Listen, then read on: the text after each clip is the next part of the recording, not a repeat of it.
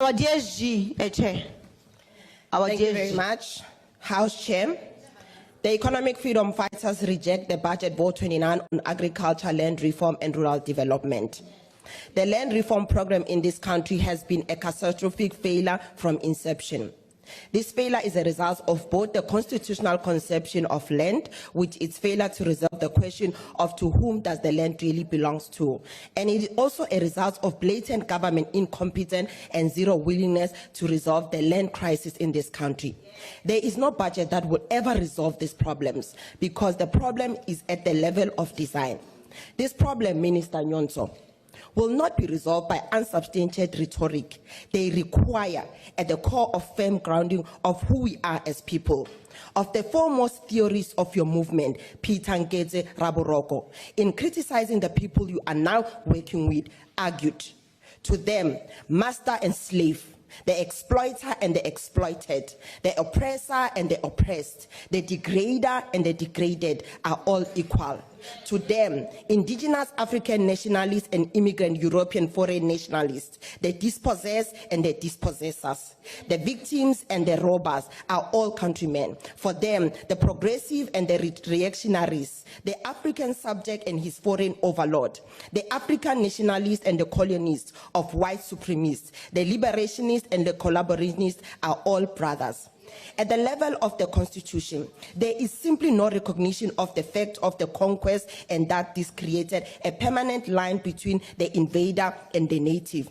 It is because of this that the Constitution requires payment for taking land back from the dispossessed to give to the dispossessed. And it is because of this that the Constitution does not recognize any acts of conquest before 1913.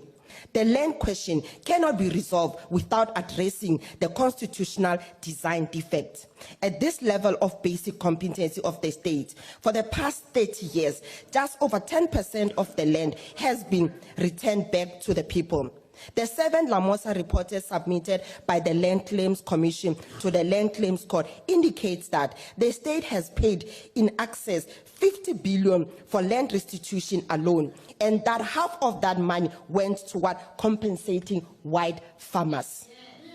According to the report, the state needs a further 30 years and over 68 billion to settle the more than 6,000 land claims submitted by 1998.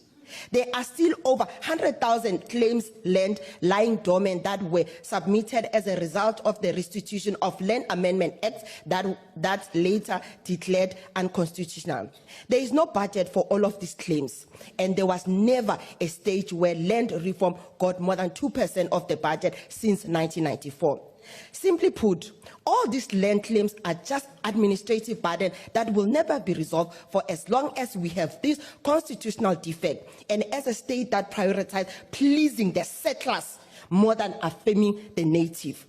The separation of the agricultural portfolio from the land reform portfolio makes absolutely no sense.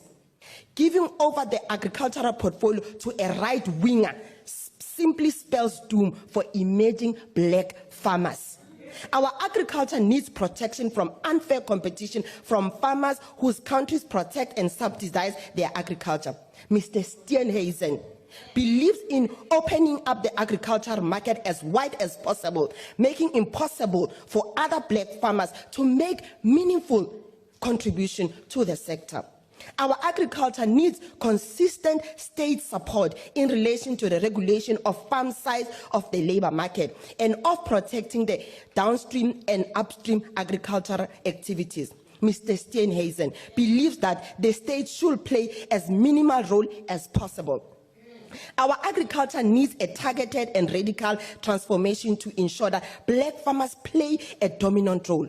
Mr. Steenhuisen purpose to see the color while tacitly advocating for white dominance in the sector.